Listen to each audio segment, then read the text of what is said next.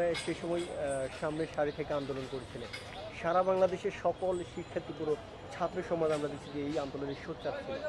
সে জায়গা থেকে হুট করে এখন এই যে মানে অর্থাৎ দমিয়ে যাওয়ার পর তারা যখন নীরব হয়ে গেছে এই জিনিসটিতে আবার হুট করে মানে অর্থাৎ তাই সেই সময়ের পরিবর্তনকে বাতিল করে দেওয়া, এটি আসলে কীভাবে দেখছে? না, এখন পর্যন্ত হাইকোর্টের যে রায় এসেছে এই রায়ের এগেইনস্টে অ্যাপিল করার সুযোগ আছে, সেটা আইনি জটিলতা, আইনি প্রক্রিয়া, সে ব্যাপারে আমরা কথা বলবো না। আমরা যারা শিক্ষার্থীরা আছি আমরা সাদা চোখে একটা জিনিস দেখি যে শিক্ষার্থীরা 18-তে মাঠে নেমেছে, তারা রক্ত ঝরেছে, তারা জেল জুলুমের শিকার হয়েছে, সেই সময়টাতে সরকার বাধ্য হয়ে দাবিটা মেনে নিয়েছে।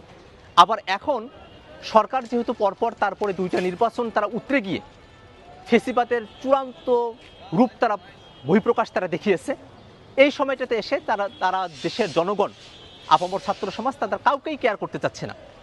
ছাত্রদের প্রতি তাদের যে কমিটমেন্ট ছিল, যে কমিটমেন্টের ভিতর দিয়ে কোটা ব্যবস্থাকে বাতিল করা হলো, সেই কমিটমেন্টও তারা ভুলে গেল, গিয়ে তারা আবার কোটা ব্যবস্থা পুনর্বহাল করতে যাচ্ছে।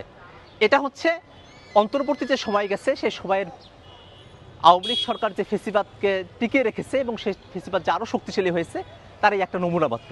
কিন্তু আমরা একটা জিনিস খুব ভালো করেই খেয়াল করেছি যে বাংলাদেশের ছাত্র সমাজ 18-তে যেভাবে নেমে এসেছিল এই কোটার ব্যবস্থাপনার বিরুদ্ধে, আমরা বিশ্বাস করি যে বাংলাদেশের ছাত্র সমাজ অলরেডি এ সংবাদ ছড়িয়ে পড়ছে সারা দেশে এবং বাংলাদেশের ছাত্র সমাজ আবারও প্রস্তুত হচ্ছে। তারা এই অন্যায্য যে কোটা ব্যবস্থাকে ফিরিয়ে নিয়ে আসার চক্রান্ত করা হচ্ছে, এর বিরুদ্ধে তারা মাঠে নামবে। এর বিষয়ে আপনি কি মনে করেন যে অন্য কোনো চক্রান্ত কাজ করছে কিনা, যে আসলে এই কোটা ব্যবস্থা আবার পুনর্বহাল করার জন্য কোনো ধরনের চক্রান্ত কাজ করছে কিনা? দেখুন, বাংলাদেশকে সামগ্রিকভাবে একটা ব্যর্থ রাষ্ট্রে পরিণত করবার চক্রান্ত আছে। একটা রাষ্ট্রকে ব্যর্থ রাষ্ট্রে পরিণত করতে হলে সে রাষ্ট্রের যারা প্রশাসনে থাকেন তাদেরকে দুর্বল করে দেওয়াটা বেশি জরুরি ব্যাপার হতে পারে।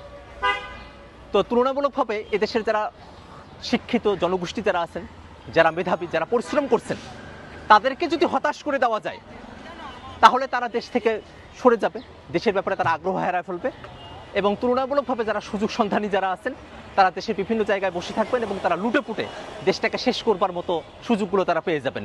এইরকম ধরনের ব্যাপার যে এখানে ঘটতে পারে সেরকম ধরনের সম্ভাবনা কিন্তু থেকেই যায়। আমরা কিন্তু বলতে পারি না যে বাংলাদেশ ষড়যন্ত্রের বাইরে কোনো ধরনের পদক্ষেপ এখানে নেওয়া হচ্ছে, কোনো সরল বিশ্বাসে কোনো সিদ্ধান্ত নেওয়া হচ্ছে, এই বিশ্বাস কিন্তু বাংলাদেশের জনতার এই সরকারের প্রতি বা সরকারের কোনো অঙ্গ সংস্থান বা কোনো প্রতিষ্ঠানের প্রতি বাংলাদেশের মানুষের নেই।